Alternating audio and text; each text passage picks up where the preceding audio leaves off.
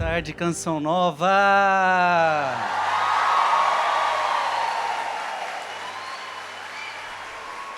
Este é o povo que estava rezando na madrugada conosco? Este é o povo? Quem aqui estava rezando na madrugada, levanta a mão e diga: eu estou aqui, Frei!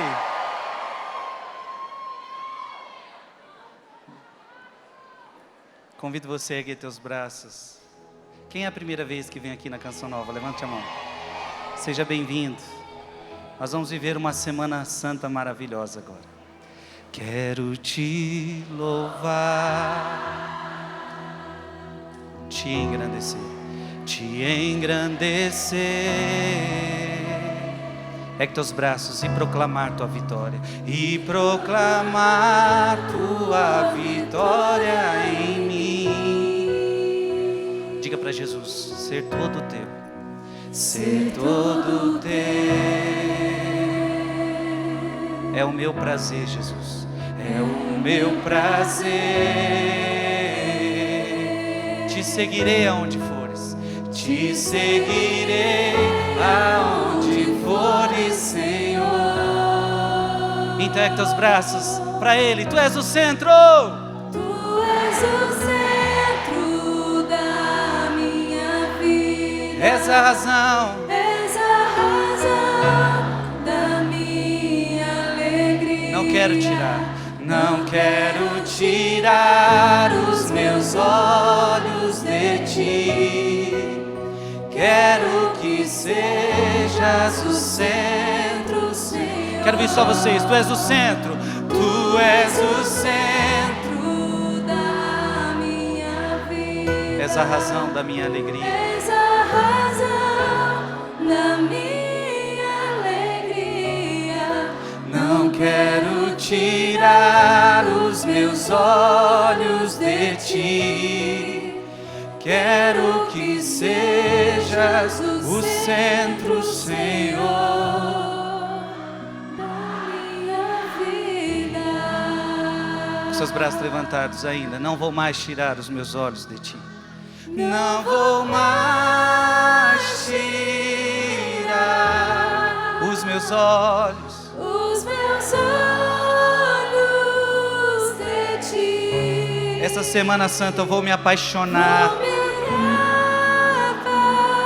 apaixonar. Outra vez. Eu quero vir para valer. Que o meu viver, Senhor, que o meu viver, Senhor, seja para te agradar. Seja para te agradar. Nada mais vai ocupar. Nada mais vai ocupar meu coração. Vai sentando e cantando. Tu és o centro. Tu és o centro Da minha vida. Vai pegando a sua Bíblia. És a razão da minha alegria. Vai acalmando o seu coração. Não quero tirar os meus olhos de ti. Quero que sejas o centro, Senhor. Vai acalmando o seu coração. Tu és o centro da minha vida. És a razão da minha alegria. Não quero tirar os meus olhos de ti. Quero que sejas o centro, Senhor, da minha vida. Uma salva de palmas para Ele, para o nosso Senhor, para Jesus.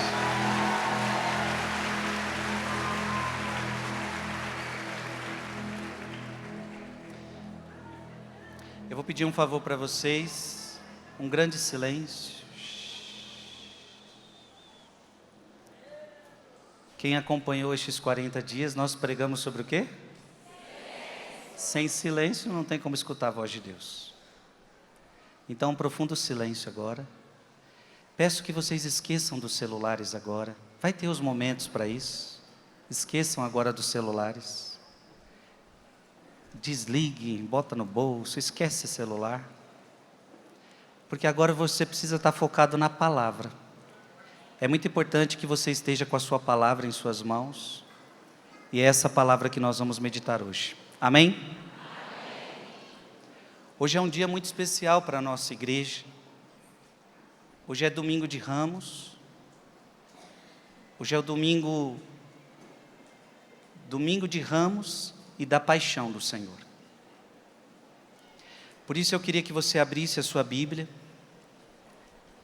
em Mateus, capítulo 21. Mateus, capítulo 21.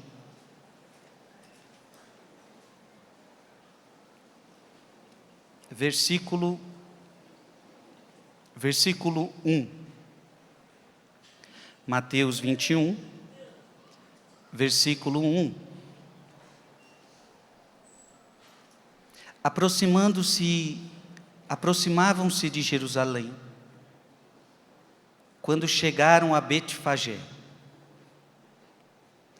perto do Monte das Oliveiras. Jesus enviou 2 de seus discípulos. Irmãos e irmãs, quantas vezes Jesus entrou em Jerusalém? Muitas vezes.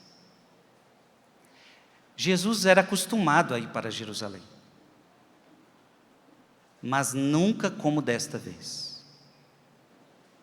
Esta vez nós temos coisas diferentes acontecendo. Veja que nós celebramos domingo de Ramos e da paixão do Senhor.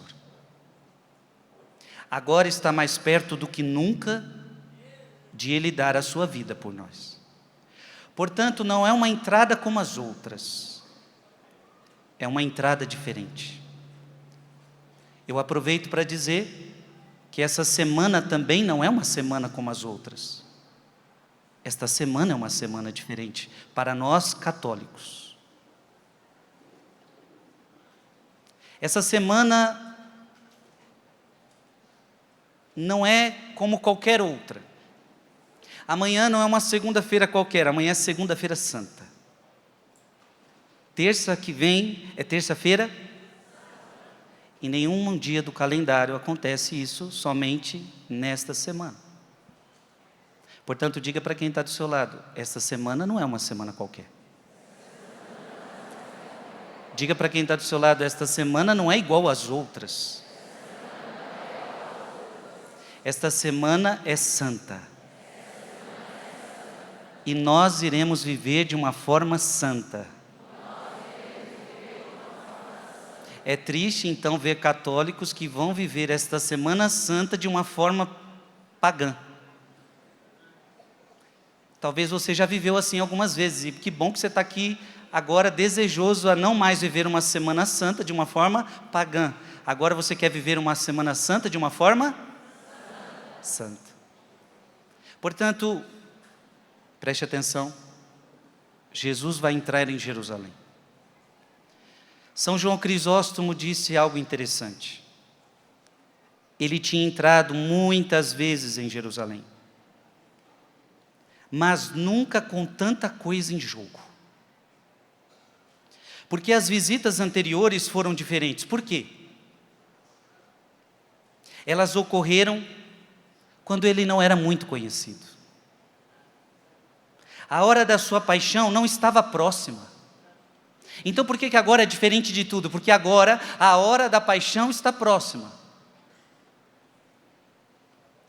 Misturava-se sem distinção, mantendo sua identidade oculta. Então quando ele entrava em Jerusalém das outras vezes, ainda não estava tão claro quem era Jesus. Agora desta vez não. Muitos milagres já tinham acontecido. Muitas coisas já tinham se acontecido. Ele já tinha multiplicado pães. Ele já tinha andado sobre as águas. Ele já tinha ressuscitado Lázaro. Agora tem muita coisa em jogo. Já não é mais aquele desconhecido que entrava em Jerusalém. Se tivesse aparecido desta forma antes, não teria sido estimado. apenas o teria incitado a maior cólera. Mas agora ele já lhes tinha dado provas suficientes de seu poder miraculoso. Provas e provas foram dadas que ele é Deus. A cruz estava às portas. A cruz estava às portas. Diga comigo, a cruz estava às portas. A morte estava às portas. E agora se torna tudo mais visível. Não hesita em fazer coisas que eram suscetíveis de inflamá-los. Agora Jesus não tem medo de nada, Jesus vai enfrentar tudo. Porque é interessante, antes desse acontecimento, ele tinha se isolado um pouco. Mas agora ele não tem mais medo de nada. Chegou a hora. Diga comigo, chegou a hora.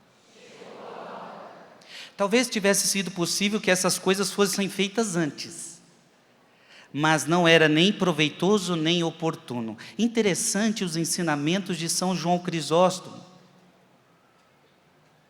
Antes não era a hora da sua paixão, agora tudo está em jogo. Agora, se antes ele tinha se ausentado um pouco dos líderes religiosos da época, que queriam matá-lo, que queriam persegui-lo, que queriam fazer tantas coisas com ele, apedrejá-lo, jogá-lo de um precipício, agora ele não tem medo. Não é que antes ele tinha medo, é que antes, veja bem, lembra? Queriam tacar pedras em Jesus para matá-lo, mas Jesus não deixou que o matassem.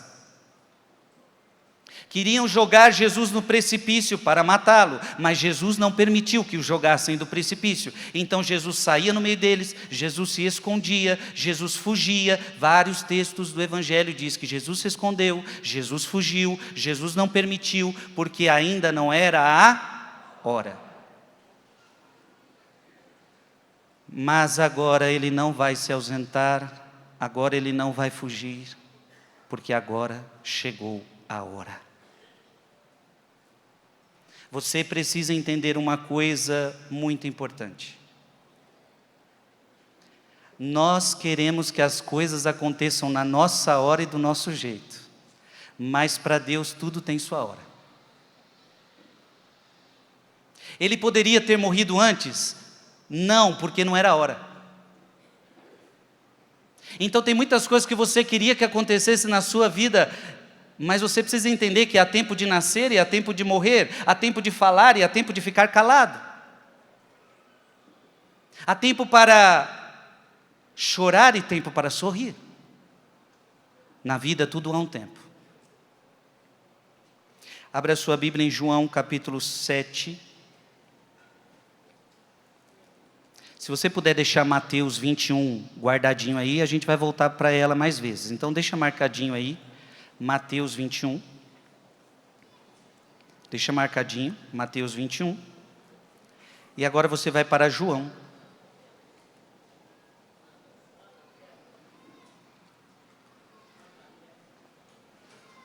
João capítulo 7, versículo 6. Diga comigo mais uma vez, tudo tem sua hora. Então você tem que entender que para Deus existe um momento certo para tudo. Eu e você, por exemplo, a gente, se dependesse de nós, todo o mal do mundo ia acabar. Hoje, agora. Todo o mal do mundo ia acabar hoje e agora, se dependesse de nós. Mas Deus tem sua hora. E quando é que o mal no mundo vai acabar? Somente na segunda volta de Jesus Cristo. Porque diz a palavra que é nessa hora que Ele vai separar o trigo do joio. Se dependesse de nós, nós já separaríamos o trigo do joio agora, sim ou não? Mas Deus tem o seu tempo e Deus tem sua. Vamos ler então João capítulo 7, versículo 6. O que está escrito aí? Leia comigo. Disse-lhe Jesus: o meu tempo ainda não chegou, mas para vós a hora é sempre favorável. Olha que interessante, o meu tempo ainda não chegou. Para vocês, qualquer hora é hora. Vocês não entendem o tempo. Vocês não entendem o tempo de Deus. Para vocês a hora, toda hora é hora. Para vocês querem que tudo aconteça na hora de vocês. Mas o meu tempo não é o tempo de vocês. Você está entendendo? Os discípulos perguntavam: quando é que você vai estabelecer a paz em Israel? Calma. A sua hora não é minha hora. Então Jesus está deixando claro: o meu tempo ainda não chegou. Diga comigo: o meu tempo ainda não chegou. Só que agora nós estamos em João capítulo 7. Agora nós estamos na hora que o tempo está chegando. Ficou claro tudo isso? Voltemos para Mateus capítulo 21, versículo 2. Dizendo-lhes: ide à aldeia que está de fronte, encontrareis logo uma jumenta amarrada, e com ela o jumentinho. Desamarrai-os e trazei-os. São João Crisóstomo, ele diz algo. Observai que nesta palavra, quando fala que Jesus vai pegar um jumentinho, por que tem que ser o jumentinho? Para se cumprir profecias. Abra sua Bíblia, fica em Mateus, não saia de Mateus. Agora abra em Lucas capítulo 24. Lucas capítulo 24. Versículo 44. Lucas 24, 44. Leia comigo. Depois lhes disse: isto é que vos dizia quando ainda estava convosco. Era necessário o quê? Que se cumprisse tudo o que de mim está escrito na lei de Moisés e nos profetas e nos... Jesus já tinha dito: tudo que está na Escritura precisa se cumprir. Meus irmãos, tudo que Jesus faz é um cumprimento da Escritura. Então, se Jesus está pegando um jumentinho, é porque esse jumentinho tem a ver com a Escritura. Abra a sua Bíblia em Zacarias. Está pertinho aí de Mateus. Zacarias, capítulo 9. Versículo 9. E aqui a profecia de Zacarias vai se cumprir. Então lembre que Zacarias é bem antes de Jesus Cristo. E agora uma profecia de Zacarias 9:9 se cumpre. Leia comigo. Quero ouvir você. Exulta de alegria, filha de Sião. Solta gritos de júbilo, filha de Jerusalém. Eis que vem a ti o teu rei justo e...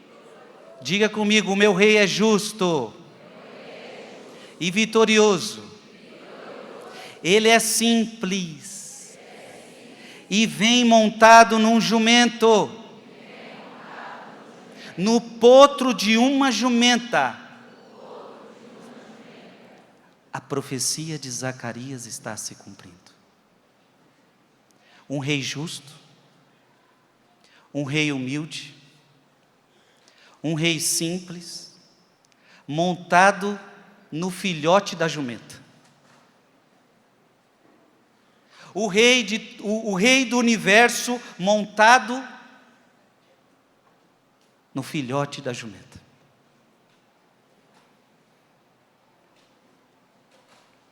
Algum de nós aqui, se pudesse escolher um meio de transporte, escolheria o jumentinho? Diante de tantos outros.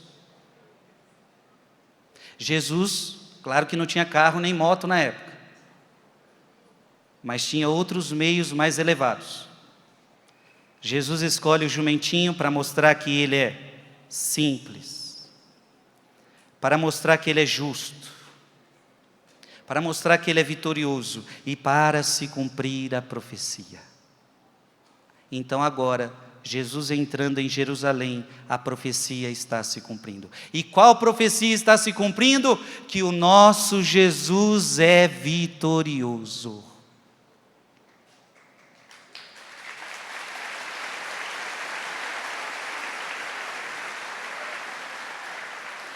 Ele já está dando o recado: eu vou entrar no jumentinho, eu vou morrer numa cruz, e para vocês parecerá derrota, mas não é derrota, é a vitória de um Deus entrando em Jerusalém no jumentinho, é a vitória sobre o pecado.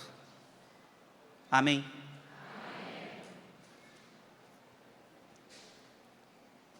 Ainda os padres da igreja: se alguém vos disser algo... Aliás, vamos para Mateus 21 de novo. Mateus 21, versículo 3. Mateus 21, versículo 3. Se alguém vos disser qualquer coisa, respondei-lhe que o Senhor necessita deles e que sem demora os devolverá. O Senhor, se alguém perguntar por que você está pegando a jumenta, fala que o Senhor precisa deles. Os santos padres da igreja dizem assim: se alguém vos disser algo, direis: o Senhor precisa deles. Diga comigo: o Senhor precisa deles. E Ele os enviará imediatamente. Não digais vosso Senhor ou nosso Senhor, ou o Senhor dos animais de carga, para que todos entendam que somente eu sou o Senhor. Não apenas dos animais ou somente daqueles que lhe estão sujeitos, mas de toda a humanidade, até mesmo dos que estão contra mim. Olha que bonito, gente. O Senhor de todo o universo está pedindo. O Senhor de toda a humanidade está clamando. O Senhor deste animal, o seu Senhor, você que é o dono dessa jumenta, o Senhor deste animal, o teu Senhor, o meu Senhor, o nosso Senhor, o Senhor de toda a humanidade está pedindo.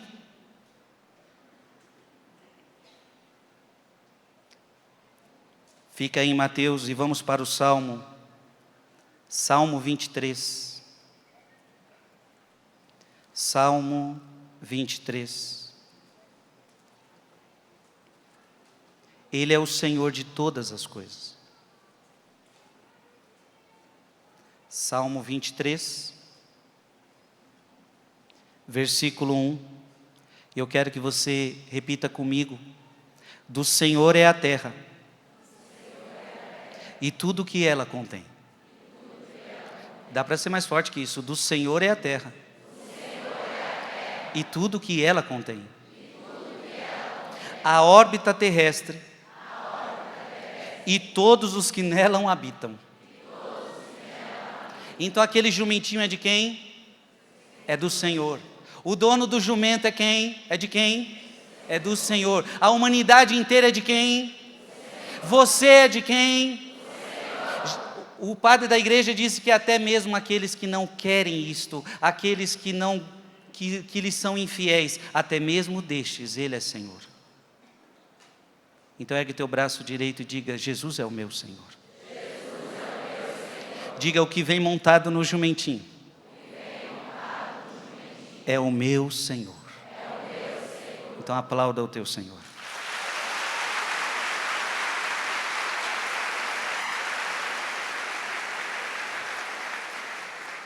Por isso eu peço para você abrir a sua Bíblia e você vai professar essa palavra, Romanos capítulo 14, versículo 8. Romanos 14, versículo 8. Eu quero que você repita comigo mais uma vez. Diga comigo: se vivemos, vivemos para o Senhor.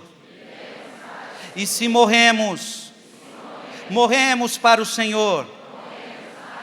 Mais uma vez: se vivemos, vivemos para o Senhor. E se morremos, morremos para o Senhor.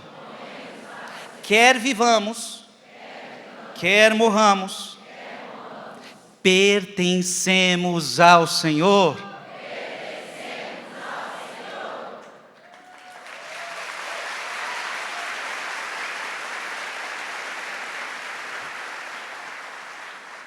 Diga para quem está do seu lado: você vivo ou morto pertence a Deus. Eu sei que é ruim falar isso para ele, mas pode falar: você não pertence ao diabo. Você pertence a nosso Senhor Jesus Cristo. Vivo ou morto?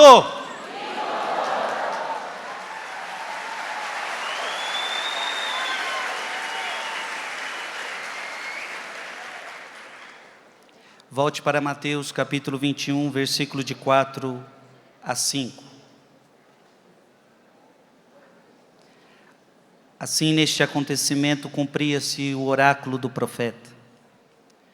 Dizei, ó filha de Sião, eis que o teu rei vem a ti, cheio de doçura, montado numa jumenta, num jumentinho, filho da que leva o jugo.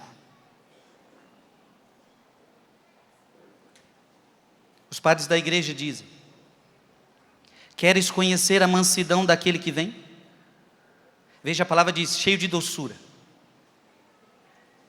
Considera a imagem da sua chegada. Ele não se assenta em carro de ouro.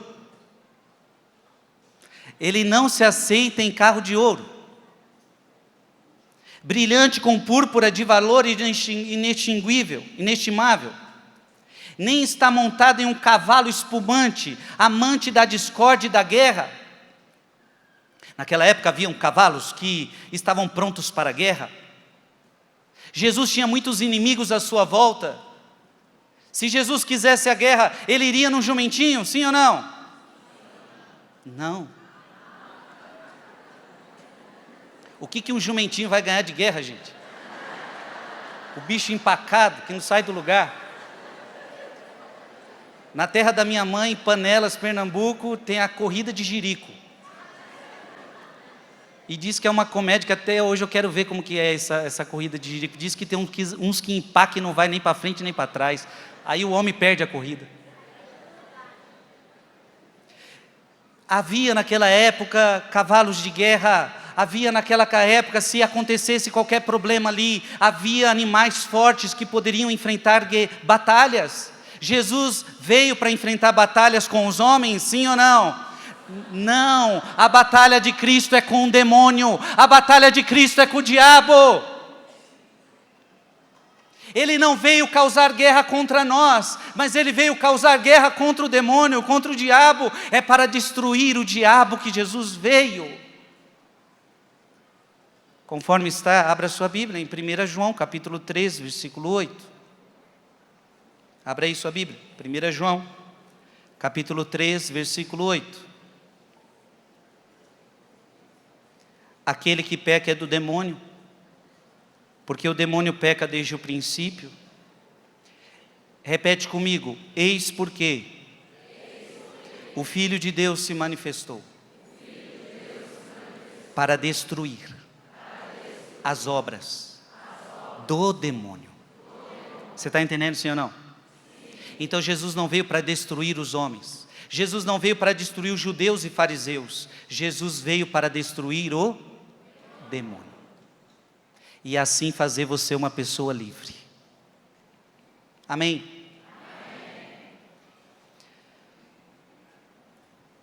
Então ele não vem com a guerra. Ele vem com a paz. Ele se apresenta com humildade. Poderia ter ido com uma pompa maior? Poderia, mas ele escolheu não ir com pompa.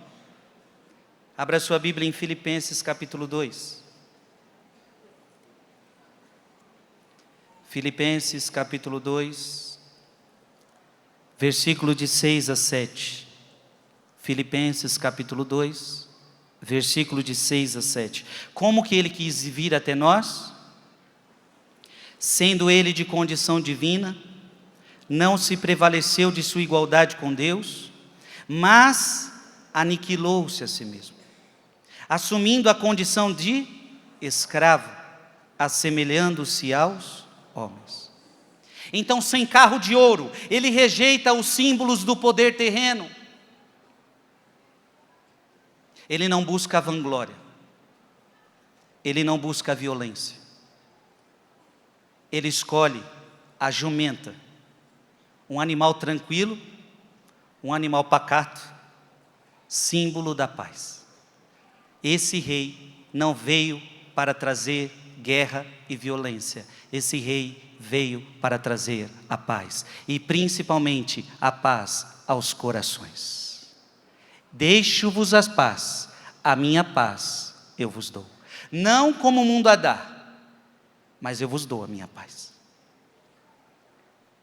Portanto, Jesus, enquanto os judeus estão com medo, fariseus estão com medo, saduceus estão com medo, está todo mundo com medo do homem, e o homem vem montado num jumentinho. Vocês imaginam aquela cena?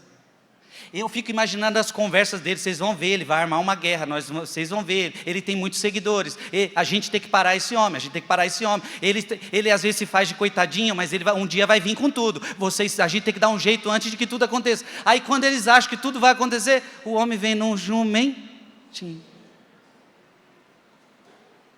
símbolo da paz. Por isso que a Sagrada Escritura vai dizer que ele é o príncipe da paz. Amém? Quem está precisando de paz na sua vida e na sua casa, levanta a mão e diga: Jesus, eu preciso de paz. E só o Senhor pode me dar a paz.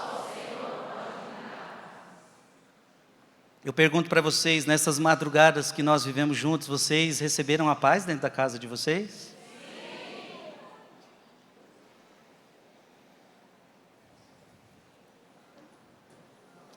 Ele mesmo é humilde, e montado em uma jumenta e num potro recém-nascido. Falo para mostrar antecipadamente aquele sobre quem está escrito nos Evangelhos. Abra sua Bíblia em Mateus, capítulo 11, versículo 29. Mateus, capítulo 11, versículo 29. O que está escrito aí? Tomai meu jugo sobre vós e recebei minha doutrina, porque eu sou manso e humilde de coração. Eu sou manso e humilde de coração. Gente, esse rei montado num jumento é para simbolizar isso. Humilde, manso. Então, quando alguém vir com guerra para você, quando alguém vir com orgulho para cima de você, como é que você deve ir? Manso e humilde, montado num jumentinho. Você está entendendo, sim ou não? Quando as pessoas vêm para cima de nós, nos perseguindo, nos caluniando, fazendo isso, fazendo aquilo, e provocando, a nossa vontade é pegar um cavalo, uma espada, e partir para cima e cortar a orelha, igual Pedro cortou a orelha do outro. Só que Jesus nos ensina que quando os outros nos atacam, que quando os outros nos perseguem, que quando os outros te atazanam a vida, você deve fazer o quê? Sentar no jumentinho. Símbolo da paz. Olha para quem está do seu lado e diga: pode comprar seu jumentinho já.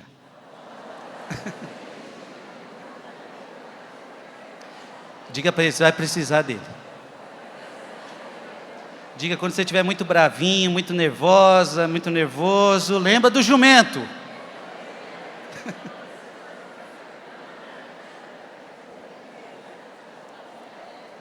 Amém?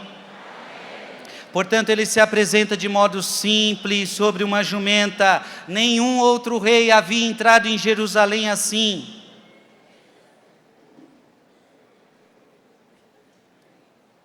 Mateus capítulo 21, versículo 9. O que está escrito aí? E toda aquela multidão que o precedia e o que o seguia clamava: Hosana ao filho de Davi. Eu quero que vocês gritem, porque eles gritavam aquele dia. Vamos lá? Hosana. Bendito seja aquele que vem em nome do Senhor. Hosana no mais alto dos céus. Hilário de Poitiers diz o seguinte: esta é a mesma multidão, ou melhor, uma pergunta: esta é a mesma multidão que aplaudiria sua crucifixão? Como se converteu em ódio a graça que eles recebiam? Até as palavras de seus louvores apontavam para o poder da redenção. Hosana, em hebraico, significa a redenção da casa de Davi. Estão invocando o filho de Davi. Celebram a herança do reino eterno.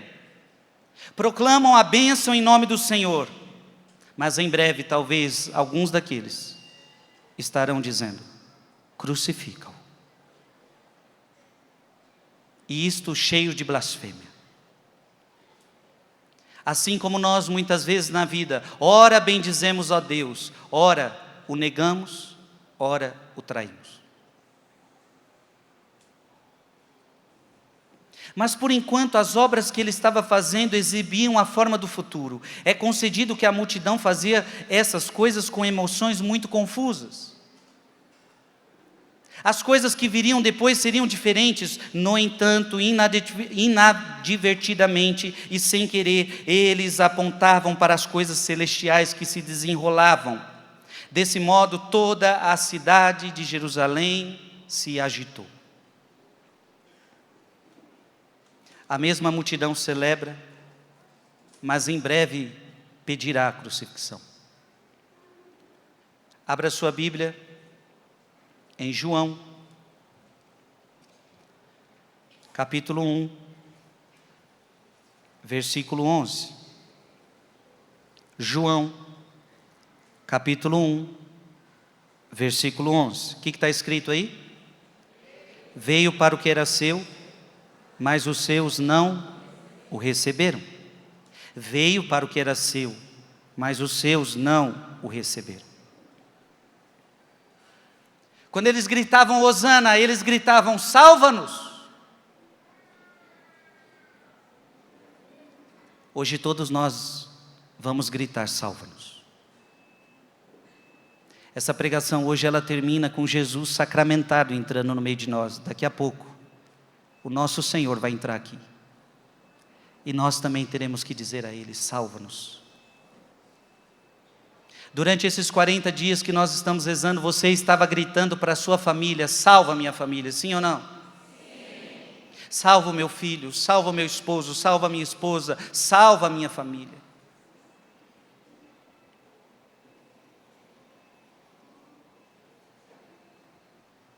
De fato,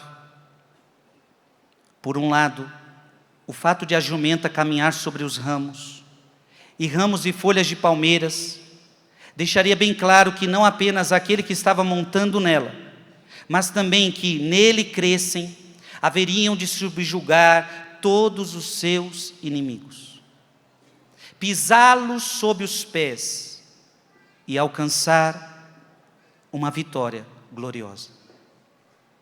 Então jogavam muitas coisas para que Jesus passasse por cima. E isso simboliza ele pisando sobre os seus inimigos. Pois os ramos e folhas de palmeira são os emblemas da vitória. Quando muita gente já participou da missa hoje, vocês caminhavam com os ramos, não era?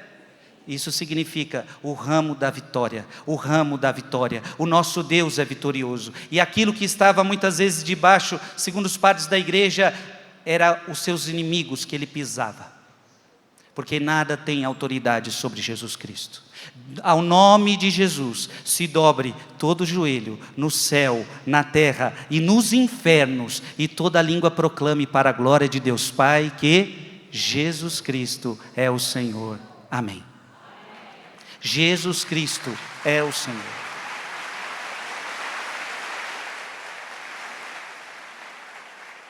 Diga comigo bem alto: Jesus é vitorioso, sobre todos os seus inimigos. Não tem inimigo que possa vencer Jesus. Não tem. Não tem. Não tem. Porque todo e qualquer inimigo é criatura, ele é o Criador. Porque todo e qualquer inimigo é finito e ele é infinito. Porque todo e qualquer inimigo tem poder limitado. O próprio demônio. O demônio tem poder? Tem, mas limitado. O demônio pode fazer tudo o que quer. Se o demônio pudesse fazer tudo o que ele quer, ele já tinha matado você, já tinha destruído você. Mas o demônio não pode fazer tudo o que ele quer. Ele tem poder? Tem, mas é limitado. O poder de Deus não tem limites. Ele é o Todo-Poderoso, Criador do céu e da terra. Diante dele todo o joelho se dobra, até os demônios. Até os demônios.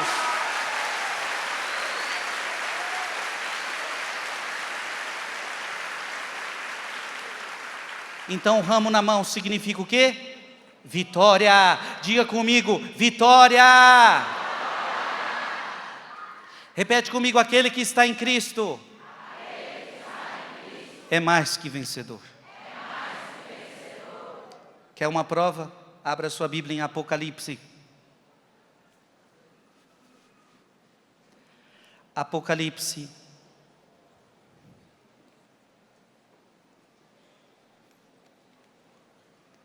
Apocalipse capítulo 7.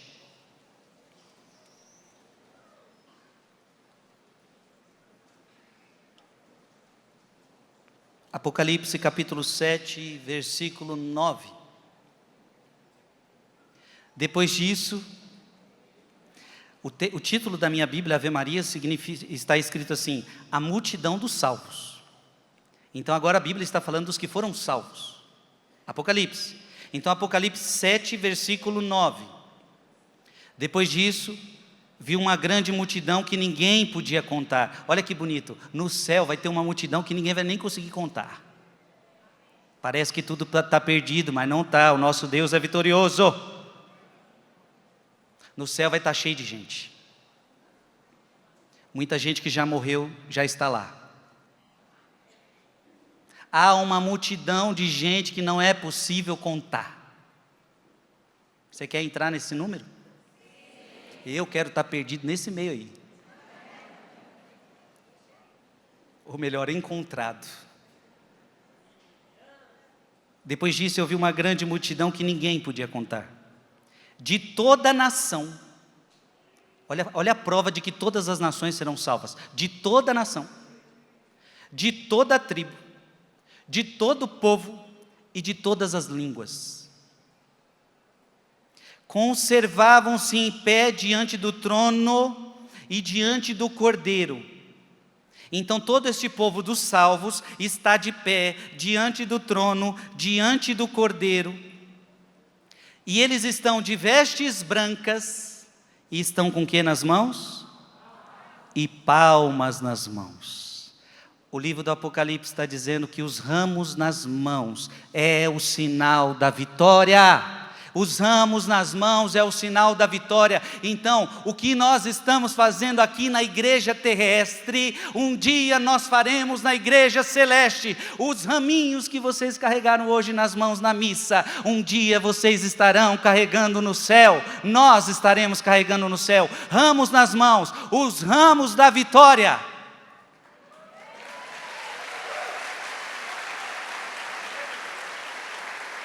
Olha para quem está do seu lado, cheio de confiança, e diga assim: um dia a sua lágrima vai ser enxugada. Um dia não haverá mais dor. Um dia não haverá mais morte. Um dia não haverá mais luto. Um dia não haverá mais tentação. Um dia não haverá mais o demônio para te provocar, ou te tentar, ou te destruir. Um dia você vai estar com os ramos nas mãos no céu, celebrando a vitória do teu Deus.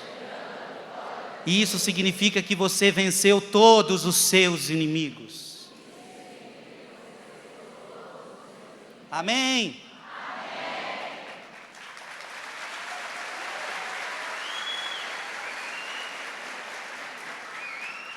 Mateus capítulo 21, versículo 10. Quando ele entrou em Jerusalém, alvoroçou-se toda a cidade,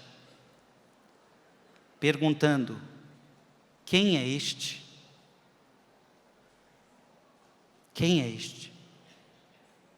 A cidade toda ficou em alvoroço. Jesus, ele alvoroça mesmo. Jesus causa alvoroço. Porque tem gente que também acha que é tudo tranquilinho, não. Jesus causa alvoroço. Talvez na sua casa, esses tempos aí, causam uns alvoroços. Que tanto que reza. Agora deu acordar toda madrugada.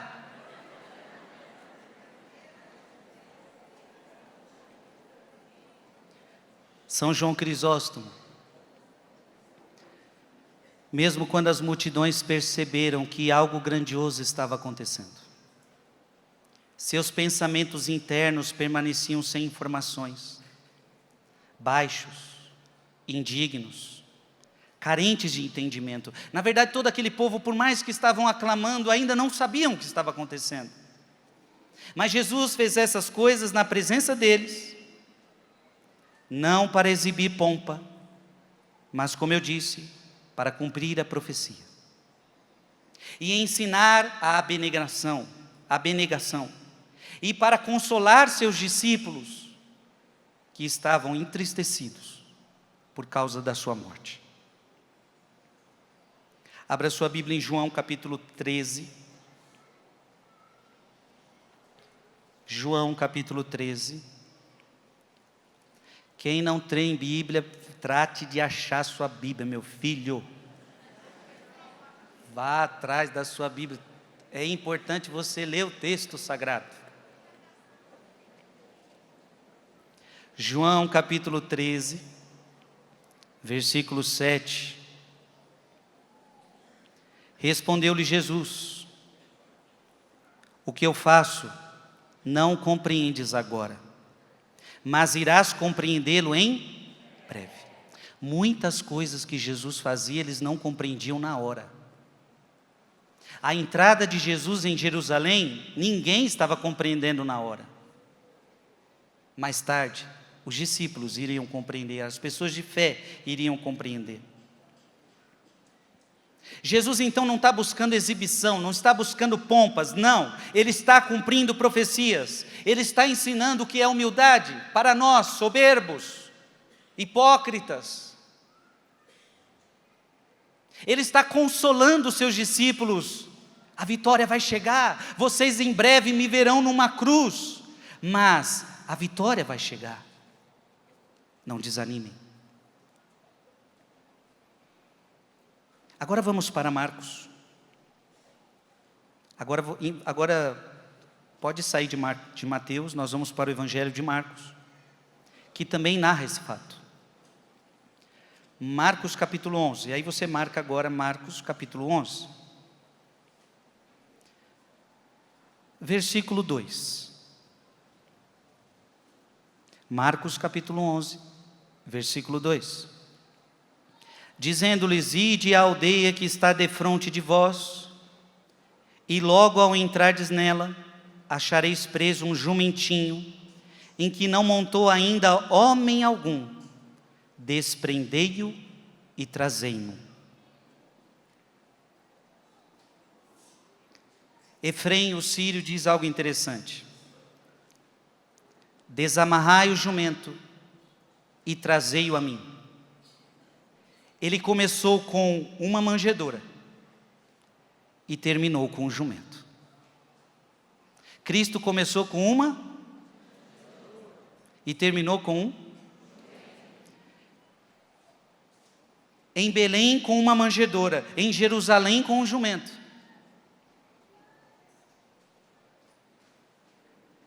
E provavelmente, pelo menos os nossos presépios, onde Jesus nasceu, era onde os animais comiam.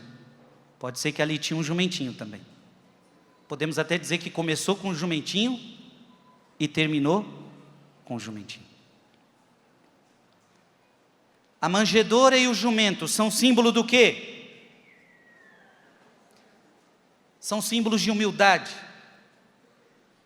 Então, quando nós vemos Jesus nascendo numa manjedoura, um Deus humilde. Jesus montado num jumentinho, um Deus, diga comigo, meu Deus é humilde. E às vezes você se acha o tal. Pode falar para quem está do seu lado, pode falar, o teu Deus é humilde. E você empina esse nariz muitas vezes, achando que é alguma coisa. Pode falar para ele, coitado de tu, meu Deus. Diga, eu e tu não vale nada. Nós somos pó, e ao pó nós iremos voltar. Vamos aprender de Jesus, que é manso e humilde. Abra sua Bíblia, vamos provar isto em 2 Coríntios,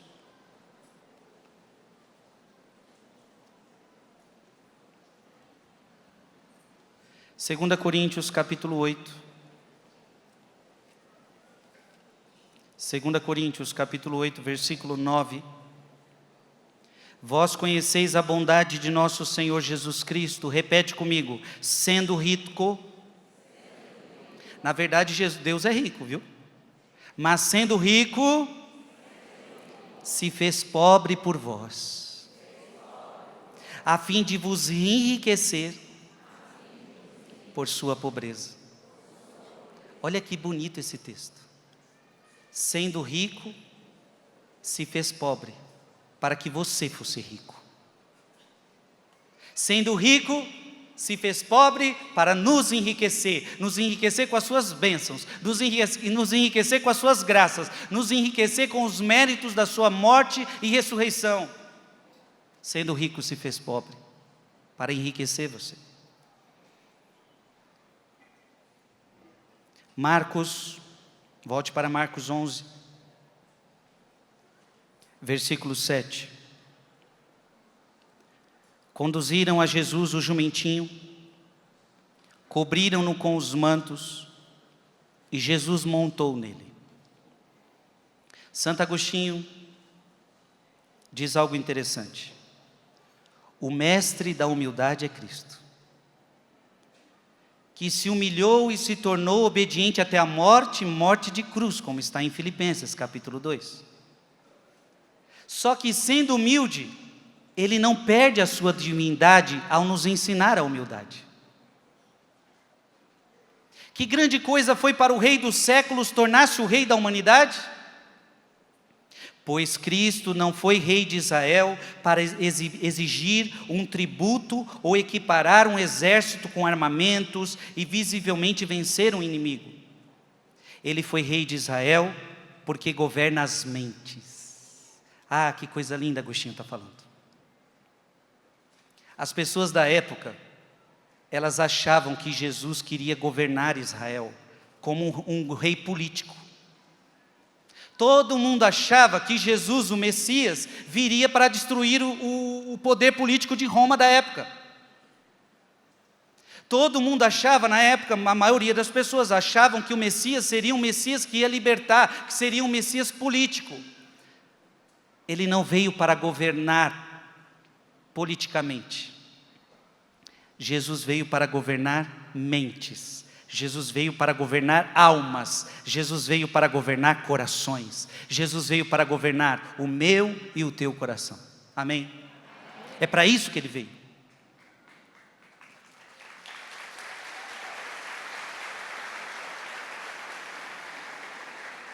Ele foi rei de Israel porque governa mentes, porque aconselha para a eternidade. O seu reino não é aqui, é na eternidade, porque conduz ao reino dos céus aqueles que creem e esperam nele.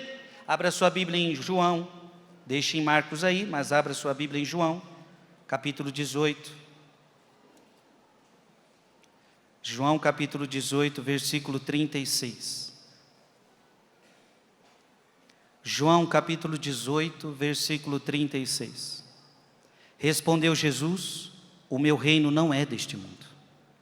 Se o meu reino fosse deste mundo, os meus súditos certamente teriam pelejado para que eu não fosse entregue aos judeus. Mas o meu reino não é deste mundo. Diga comigo bem forte: o reino de Jesus não é deste mundo.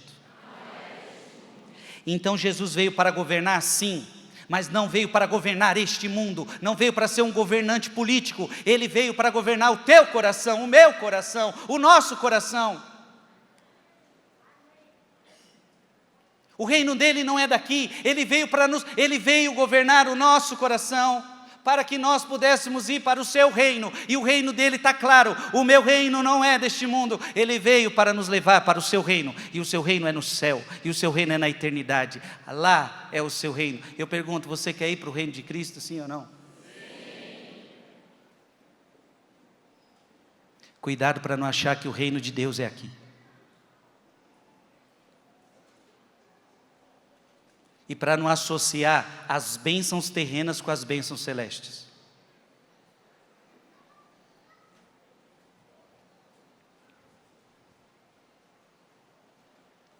Você está entendendo, sim ou não? Você está entendendo tudo que simboliza Jesus no jumentinho? Marcos capítulo 11, versículo 8. Marcos 11, 8. Muitos estendiam seus mantos no caminho. Outros cortavam ramos das árvores e espalhavam-nos pelo chão. Metódio diz algo interessantíssimo. Em vez de nossos mantos, estendamos os nossos corações diante dele. Então as pessoas, Jesus ia passando, ia estendendo os mantos, ia estendendo tantas coisas, e agora eu quero convidar você a entender que você deve estender o teu coração, para que Jesus possa pisar sobre ele, para que Jesus possa governar sobre ele. Você está entendendo isso, sim ou não? É colocar o coração diante de Jesus. É derramar o coração de Jesus. Aí Jesus, quando você derrama o seu coração diante de Jesus, você pode dizer: Jesus, pode pisar meu orgulho, pode pisar minha vaidade, pode pisar minha mentira, pode pisar minha inveja, pode pisar minha mentira, pode pisar nos meus vícios, na pornografia, na minha bebedeira, em todas as coisas que eu vivo que não está de acordo contigo. Pode pisar, pisa. Eu derramo o meu coração diante de ti. Governa a minha vida. Governar minha vida significa que o Senhor manda em mim. Tu és o meu Senhor. Diga comigo: Senhor, neste dia, eu quero colocar o meu coração diante de ti. Outro evangelista que vai narrar esse fato, já vimos Mateus, já vimos Marcos, vamos agora para Lucas, porque Lucas também narra este acontecimento. Tem muitos fatos que só estão em um evangelho, ou dois, ou três. Este está em todos os evangelhos. Então abra sua Bíblia em Lucas capítulo 19. E já marca, não tira daí.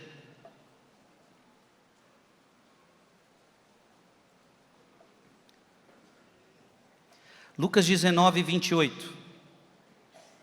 Veja que eu vou ler um versículo antes de ele entrar em Jerusalém. Depois dessas palavras, Jesus os foi precedendo no caminho que sobe a Jerusalém. Jesus então foi subindo para Jerusalém.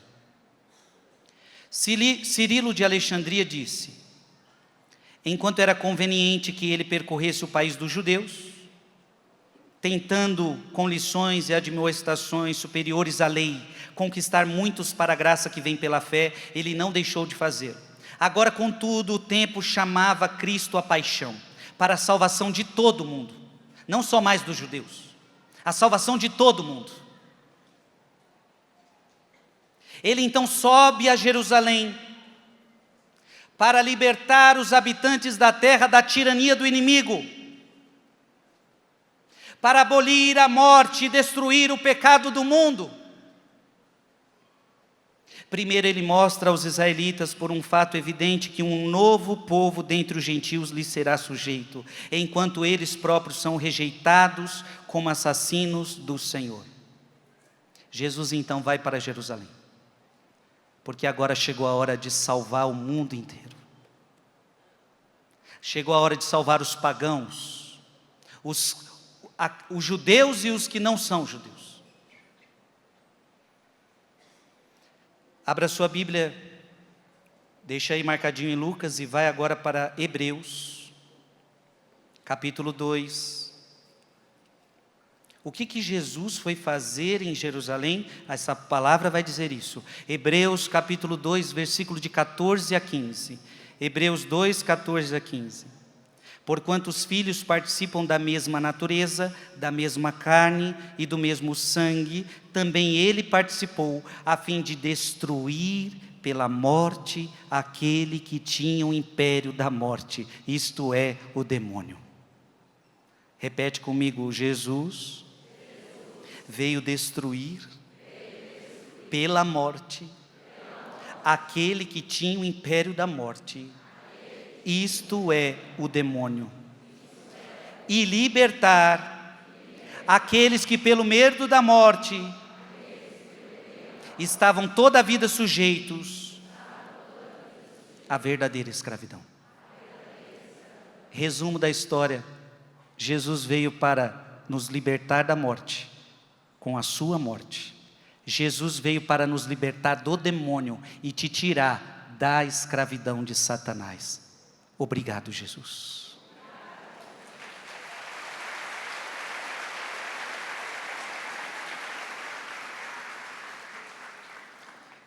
Olha para essa cruz que está atrás de mim e diga: eu te amo, Jesus. Eu te amo, Jesus. Eu te amo, Jesus.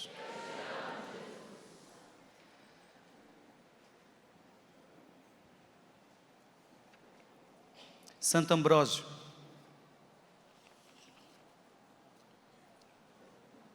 ele interpreta misticamente essa entrada de Jerusalém como a entrada de Cristo em nossas almas.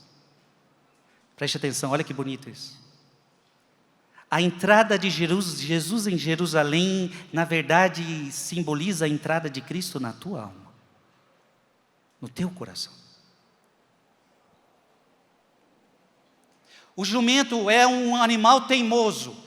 Diga comigo, o jumento é um animal teimoso. Você já parou na frente de uns animais teimosos que o carro está na frente dele, você buzina, buzina, buzina, ele não sai da sua frente? É aquele bicho empacado. O jumento representa a natureza humana teimosa nossa. Que Cristo, só Cristo para domar. Então a entrada de Jesus em Jerusalém significa uma entrada mística no teu coração. Só Cristo para domar o teu coração teimoso. Eita, coração teimoso é o meu e o teu. Somos ou não somos? Um povo de cabeça dura. Teimoso, teimoso, teimoso, teimoso, teimoso. Você acha que tem razão perante Deus. Olha para quem está do seu lado, pode falar: tu é teimoso, hein?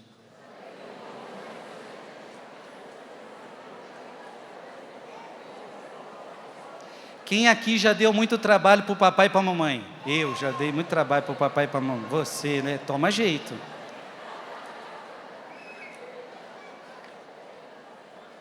Quanto trabalho você já deu para Deus, meu filho?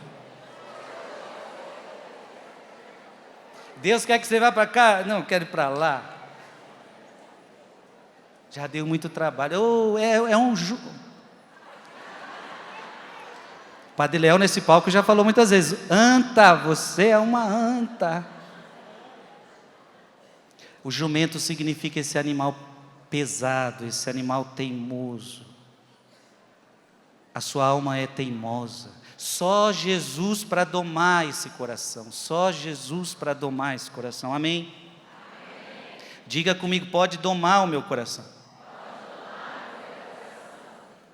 As vestes que são estendidas no chão, Santo Ambrósio misticamente diz que são as virtudes que preparam o caminho para receber Cristo. Eu preciso estar disposto a entrar num caminho de virtude. Portanto, ele é como se fosse um cavaleiro místico. Ele deseja entrar nos recônditos da mente e do coração, refrear os nossos desejos carnais e dominar tudo com a sua mansidão. Quando isso acontece, quando você deixa Cristo entrar na sua alma, porque para Cristo entrar na sua alma você vai precisar deixar. Como vai lá em Apocalipse capítulo 3, versículo 20. Apocalipse capítulo 3, versículo 20. Eis que estou à porta e bato. Se alguém ouvir a minha voz e abrir a porta, entrarei em sua casa. E cearemos, eu com ele e ele comigo. Jesus só entra se você deixa. Se você deixar ele entrar, ele vai cear com você e você vai ter paz no seu coração. Escuta o que eu estou falando, no dia que você deixa Jesus entrar na sua vida, acabou o tempo de não paz, agora é paz todos os dias, é felicidade todos os dias, com perseguições, com sofrimentos, mas com Cristo você encontra a verdadeira paz da sua vida. Estou mentindo? Estou mentindo? Lucas capítulo 19, versículo 37. Lucas 19, 37. Quando já ia se aproximando da descida do Monte das Oliveiras, toda a multidão dos discípulos, tomada de alegria, começou a louvar a Deus, em altas vozes, por todas as maravilhas que tinham visto. Começaram o quê? Louvar a Deus. Olha para quem está do seu lado e diga: você precisa louvar a Deus.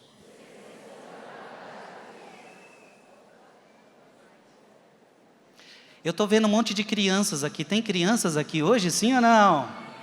Cadê as crianças? Tem crianças aqui hoje ou não? Que bom, vamos dar uma salva de palmas para as crianças.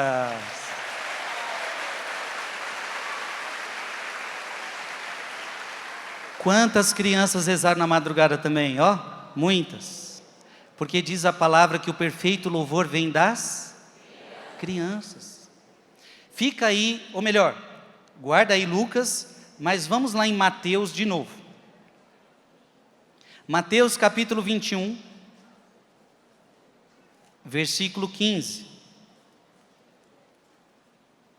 Mateus capítulo 21, versículo 15. Este evento é logo depois, é narrado logo após a entrada de Jesus em Jerusalém. E olha o que está acontecendo. Com grande indignação, os príncipes dos sacerdotes e dos escribas, que assistiam seus milagres, e ouviam os meninos gritarem no templo: Hosana ao filho de Davi. As crianças louvando a Deus. As crianças louvando Jesus. Cirilo de Alexandria vai dizer: Cristo, portanto, senta-se sobre o jumentinho. Quando agora ele chegou à descida do Monte das Oliveiras, próximo de Jerusalém, os discípulos iam à frente louvando-o. Eles foram chamados a testemunhar as obras maravilhosas que ele realizou na sua glória. Nós também devemos sempre louvá-lo, considerando quem e quão grande ele é. Outro santo evangelista, como eu li para vocês, mencionou que crianças segurando ramos de palmeira corriam à frente dele, junto com os demais discípulos, e celebravam a sua glória. Assim como as crianças, nós devemos louvar o Senhor. É preciso ensinar as crianças desde cedo a louvar o Senhor. O perfeito louvor vem dos lábios dos mais pequeninos, diz a palavra de Deus. Amém? Diga comigo: dai-me um coração que te louva, Senhor. Volte para Lucas capítulo 19, versículo 39. Lucas 19, 39. Nesse momento, alguns fariseus interpelaram a Jesus no meio da multidão: Mestre, repreende os teus discípulos. Gente, preste atenção. Enquanto tinha muita gente louvando, aqueles homens sabedores de tudo, conhecedores da lei, estavam falando para Jesus: manda esse povo se calar. Cirilo de Alexandria, ele disse: de fato, os fariseus reclamavam porque Cristo era louvado. Tem gente que reclama quando a gente reza, sim ou não? Você já encontrou pessoas na sua vida que reclamavam enquanto você rezava? Isso é antigo, minha gente. Olha para quem está do seu lado e diga: quando alguém reclamar que você reza, não deixe que isso te pare. Continue rezando, respeitando essa pessoa, sem agredir essa pessoa. A sua resposta vai ser o amor e a oração. Mas não pare de rezar, porque você incomodou alguém. Amém?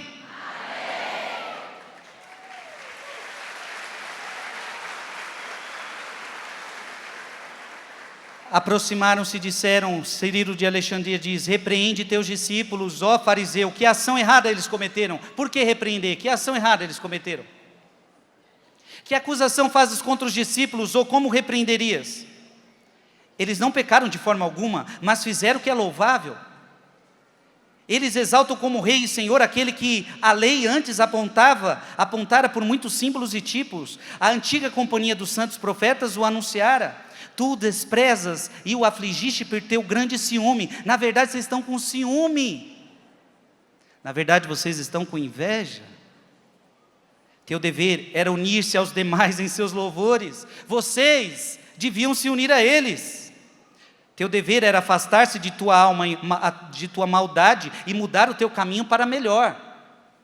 Teu dever era seguir as sagradas escrituras e ter sede do conhecimento da verdade. Não fizestes isso, ao contrário, transferindo tuas palavras para o lado oposto, desejaste repreender os arautos da verdade. Não vão calar a verdade, não vão calar a verdade.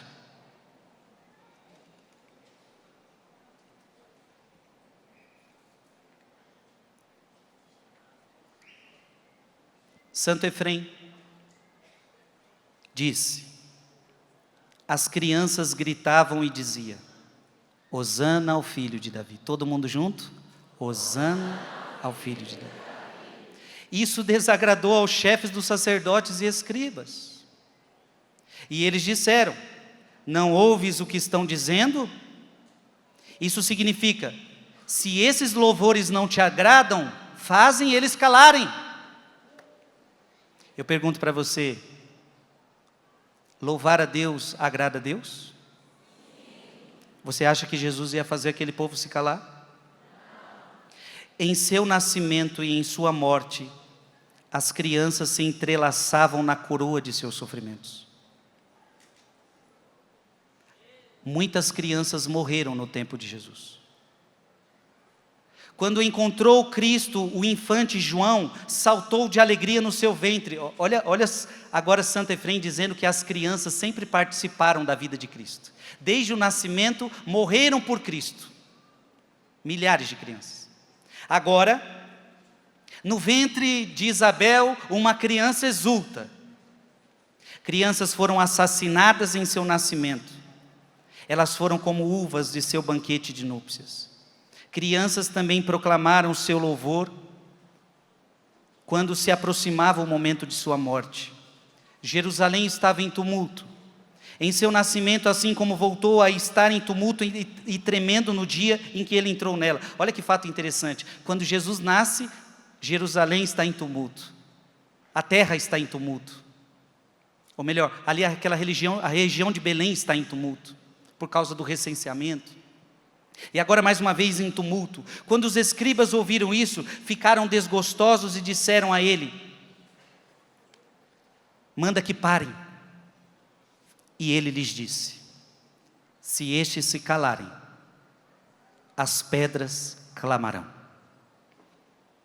Jesus dá uma resposta, se eles pararem de louvar, as pedras vão começar a louvar. Você já viu pedra falando por aí? Você já viu? Você já viu pedra louvando? Jesus falou que se calasse aquela gente, a pedra ia falar. Abra sua Bíblia em Lucas 19, 40.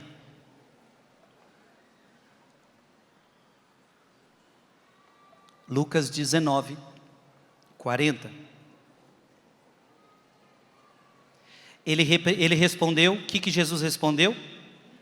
Digo-vos, se estes se calarem, aclamarão se estes se calarem, clamarão as pedras. Gente, olha o que Santo Ambrósio vai dizer. Não é estranho que as rochas respondam contra a sua natureza com louvores do Senhor, já que assassinos mais duros que rochas também as proclamam. Talvez signifique que quando os judeus forem silenciados após a paixão do Senhor, as pedras vivas, de acordo com Pedro, clamarão. 1 Pedro 2, de 4 a 5. Mesmo com sentimentos confusos, a multidão, no entanto, conduz Deus ao seu templo com louvor. Santo Ambrósio está dizendo que até as pedras podem dar glórias a Deus. Quando Jesus fala das pedras, que também poderão clamar e louvar, ele estava se referindo ao coração endurecido do homem. Olha que interessante, aqueles homens que estavam pedindo para Jesus parar, para parar aquela multidão, eram homens de coração duro, e Jesus fala, de pedras, porque os seus corações são de pedras, e um coração de pedra, Cristo não entra. Algumas pessoas são mais duras que pedras. Você conhece algumas pessoas que são mais duras que pedra? Às vezes dentro da tua casa tem algumas bênçãos assim, mas calma, que amolece de pouco a pouco. Quando o povo judeu rejeita a Cristo e se cala, Deus levanta um novo povo, os gentios convertidos, os cristãos, para louvá-lo. Olha que bonito, gente. De um lado, os judeus não querem louvar, de um lado os escribas não querem louvar, mas enquanto vocês fecham o coração, Deus levanta um outro povo para louvar. O louvor não vai parar, a vitória de Deus nada vai parar. Deus é capaz de fazer até que pedras louvem, e essas pedras, nós devemos ser pedras vivas que louvam a Deus. Nada pode impedir a glória de Deus de ser proclamada, amém?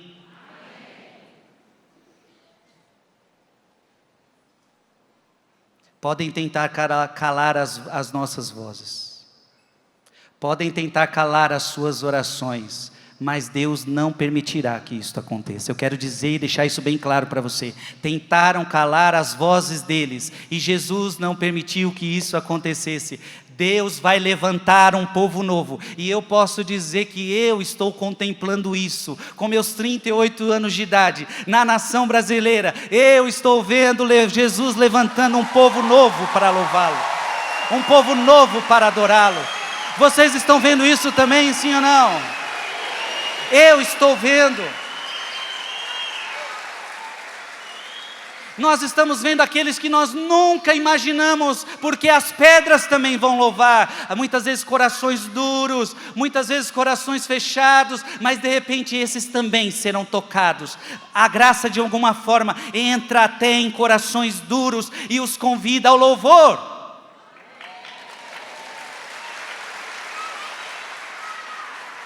Você faz parte deste povo novo. Olha para quem está do seu lado e diga: você faz parte deste povo novo.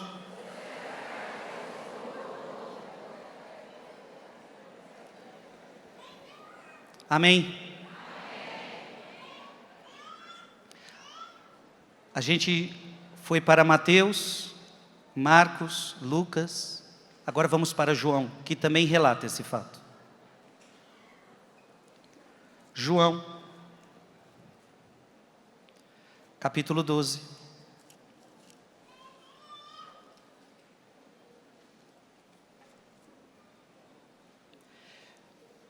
Versículo 13. Saíram-lhe ao encontro com ramos de palmas, exclamando: Hosana, bendito que vem em nome do Senhor, o Rei de Israel. Diga comigo: Jesus é o Rei de Israel. Santo Agostinho diz o seguinte: que a cruz de sofrimento mental os governantes judeus devem ter suportado quando ouviram uma multidão tão grande proclamando Cristo como Rei. Mas que honra foi para o Senhor ser Rei de Israel?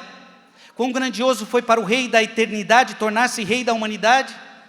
Cristo não foi Rei de Israel para poder exigir tributos, colocar espadas nas mãos de seus soldados e subjugar seus inimigos pela guerra aberta. Ele foi Rei de Israel ao exercer a autoridade régia sobre as suas almas, ao zelar pelos seus interesses eternos, ao trazer para o reino celestial aqueles cuja fé, esperança e amor estavam concentrados nele, pois o Filho de Deus, igual ao Pai, o Verbo por tudo quem tudo foi feito, ao se dignar ao ser Rei de Israel, estava se rebaixando, não se elevando.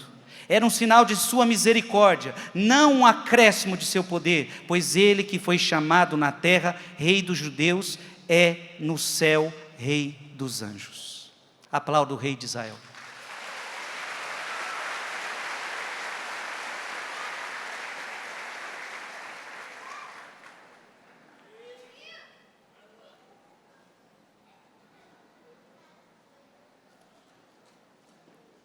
Teodoro, ele vai dizer algo interessante. Já que por Adão veio a morte, que a todos sujeitou, eles haviam ouvido pelos profetas e acreditavam que a morte seria derrotada. Quando viram isso realizado por nosso Senhor, que ressuscitou um homem morto havia 4 dias, Lázaro, pegaram ramos de palmeiras e saíram para encontrá-lo como o vencedor sobre a morte que oprime a humanidade. E o louvavam com os hinos apropriados. Como os fariseus não gostassem disso, eles criticavam as pessoas, dizendo que o seguiam em vão, mas foi sua crítica que se mostrou vã, pois toda a multidão o seguiu de qualquer modo. Esse relato da entrada de Jesus em Jerusalém é um fato logo após, segundo o relato de João, depois que Jesus ressuscitou Lázaro. Naquele fato, as pessoas começaram a crer em Jesus, os judeus começaram a crer em Jesus, e a coisa foi tão forte que até Lázaro quiseram matar. O texto bíblico diz que tentaram matar e assassinar Lázaro, porque por causa da morte e ressurreição de Lázaro, muitas pessoas estavam crendo em Jesus. As pessoas viam naquele fato que Jesus tinha poder sobre a morte. Amém?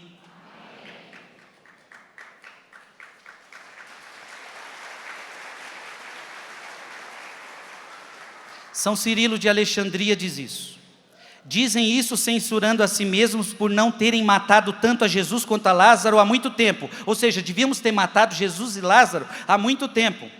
Eles se indignavam a respeito da multidão crente, como os líderes do povo, estivessem sendo privados de suas posses especiais que na verdade pertenciam a Deus. Olha aí, olha a sua Bíblia em João capítulo 12, versículo de 10 a 11, é a prova de que queriam matar Lázaro. Veja, Jesus tinha ressuscitado Lázaro e os homens queriam matar Lázaro depois dele ter ressuscitado.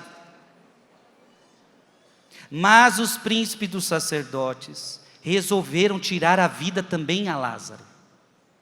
E por quê? Porque muitos judeus, por causa dele, se afastavam e acreditavam em Jesus. E para a gente terminar,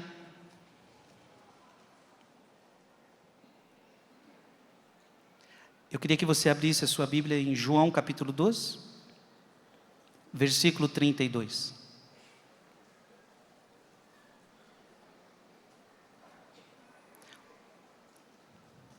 Mas antes, João capítulo 12, versículo 19. João capítulo 12, versículo 19. Mas os fariseus disseram entre si. Veja, gente, os fariseus perseguiram Jesus a vida toda. Perseguiram, encheram a paciência. Agora estão pedindo para Jesus acalmar aquele povo que o louva. E Jesus falou, não vou. Se eles se calarem, até as pedras vão falar, vão clamar. Mas olha agora esse versículo, João capítulo 12, versículo 19, o que está escrito aí? Mas os fariseus disseram entre si, vede, nada adiantou. Diga comigo com bem forte, não adianta. Não adianta parar Jesus. Não adianta parar os que creem. Tem muita gente que quer parar os que creem. Tem muita gente que quer parar aqueles que são de Deus. Não adianta. Olha, por quê? Reparai que todo o povo corre atrás dele. Aí aqueles homens estão dizendo assim, não está adiantando nada. A gente fala, a gente tenta fazer de tudo. A gente fala mal, a gente persegue, a gente faz isso, faz aquilo, mas não adianta. O povo não para. O povo corre atrás dele.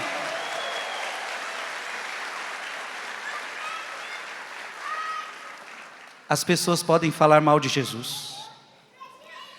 As pessoas podem falar mal da nossa fé. As pessoas podem fazer o que quiserem, mas quando a gente conhece Jesus de verdade, a gente não consegue mais largar dele. Não importa o que dizem, não importa o que falam, Jesus é maravilhoso. É que teus braços mais altos, você pode falar: Jesus é maravilhoso. Eu não vou deixar de correr atrás dele. Se alguém não quer, eu vou respeitar. Mas ninguém vai me fazer parar de correr atrás do meu Senhor, de correr atrás do meu Salvador, Jesus Cristo de Nazaré. Amém. Ninguém vai parar você.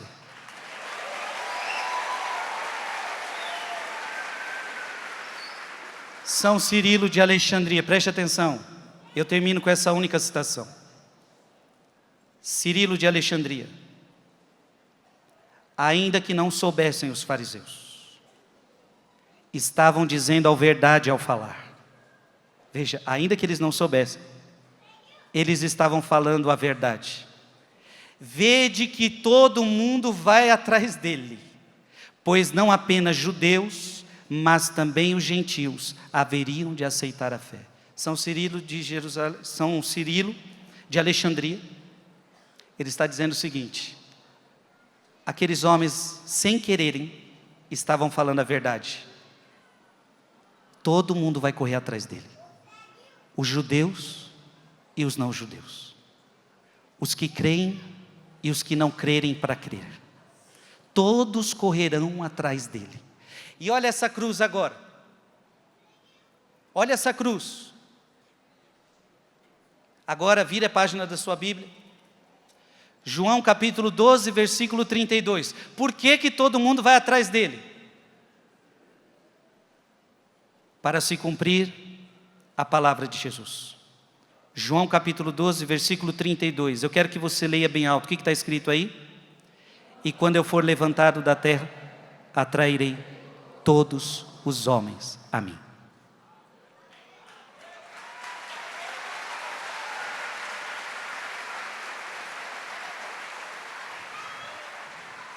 Tentaram parar Jesus, mas o povo não deixava de correr atrás dele.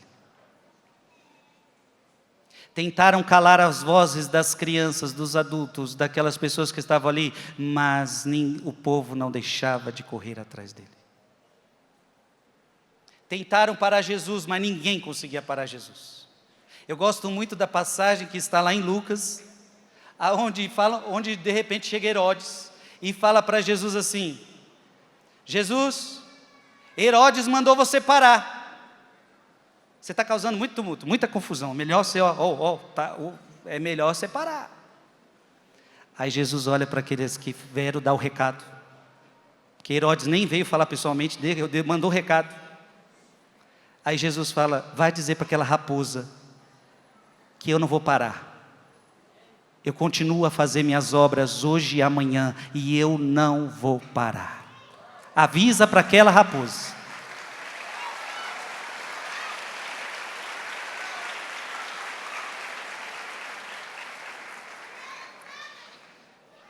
Com isso eu quero dizer o seguinte: os ramos significam a vitória, e nós só vamos parar quando a gente chegar no céu.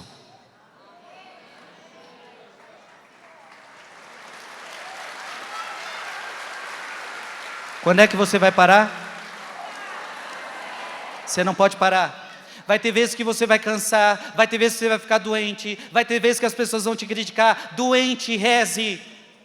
Sendo perseguido, reze. Não pare, não pare, não pare, não pare, não pare, não pare, não pare, não pare, não pare. Nós não somos pessoas para desertar, nós não somos desertores da fé. Vamos igual este povo, ninguém os fazia parar. Nós só vamos parar no céu. Lá é o nosso descanso, lá nós vamos parar. lá nós vamos celebrar para sempre, mas aqui é tempo de luta, aqui é tempo de combate, aqui é tempo de correr atrás de Jesus. Enquanto você estiver nessa terra, corra atrás de Jesus, corra atrás de dia, corra atrás na madrugada, corra atrás de noite, corra atrás de qualquer jeito, mas corra atrás de Jesus.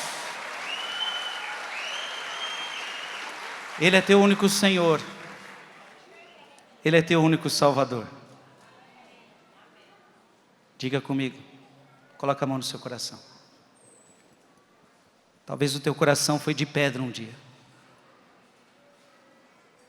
mas hoje você está deixando Jesus entrar aí dentro. Diga comigo, assim como Jesus entrou em Jerusalém, diga comigo, assim como Jesus entrou em Jerusalém, assim como o Senhor entrou em Jerusalém, pode entrar no meu coração, Senhor. Esse coração duro, pode entrar. E que meus lábios, coloca a mão nos seus lábios agora, e que meus lábios nunca deixem de proclamar que Tu és o Senhor, que Tu és o meu Salvador, que Tu és o Santo de Israel. Que meus lábios nunca te gritem o grito da crucifixão, da traição, da negação, mas que meus lábios sempre professem que Tu és o nosso Senhor, o Rei de Israel, o Rei da minha vida, o Rei da minha família. Vamos louvar a Deus? Porque se vocês não louvarem, as pedras vão louvar. Quero Te louvar, Te engrandecer e proclamar, vai!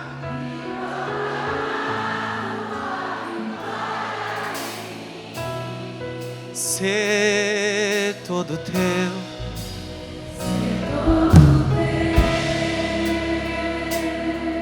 é o meu prazer, Jesus.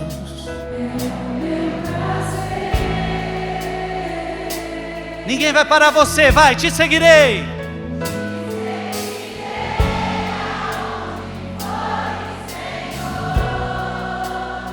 Olha que bonito isso. Você não vai deixar de seguir Jesus. Para onde Ele for, você? Se Ele for para Jerusalém, você vai para Jerusalém. Se Ele for para a cruz, você vai? Você vai para qualquer lugar. Onde Jesus está, eu estou. Eu sou discípulo. Mais uma vez, com toda a sua alma, quero Te louvar, Te engrandecer. Vai. Quero Te louvar, Te engrandecer, Jesus. Te engrandecer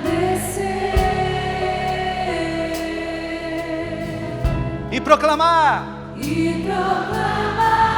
Tua vitória em mim. ser todo Teu, Ser todo Teu, é o meu prazer, Jesus. é o meu prazer. Nós não vamos parar de correr atrás de Jesus, vai. Te seguirei aonde fores, Senhor. Talvez alguns de vocês ainda estão com os ramos. Quem está com ramos aí, levanta o ramo. Vou pegar um aqui. Quem está com o ramo, pega o seu ramo. Quem não está, tranquilo. Olha lá. Levanta o sinal da vitória. Apocalipse, nós vimos que os salvos vão estar com ramos nas mãos. Levanta o seu ramo. Você que não está, levanta espiritualmente o seu ramo. Quero Te louvar, Te engrandecer, Jesus.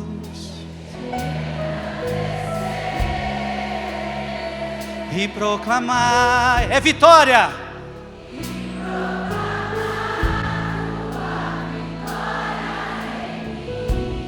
ser todo teu, ser todo teu. É o meu prazer, Jesus, é o meu prazer. Te seguirei aonde fores, Senhor. Te seguirei aonde fores, Senhor. Ergue teu ramo, ergue tua voz. Tu és o centro da minha vida. Tu és o centro da minha vida.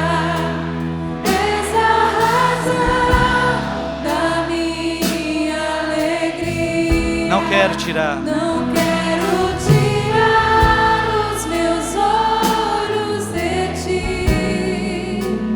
Quero que sejas o centro, Senhor. Tu és o centro. Tu és o centro. És a razão. És a razão da minha alegria. Não quero tirar os meus olhos de ti. Quero que sejas o centro, Senhor, da minha vida. Ergue teus braços. Ergue teus braços. Pode aclamar, Jesus. Pode aclamar.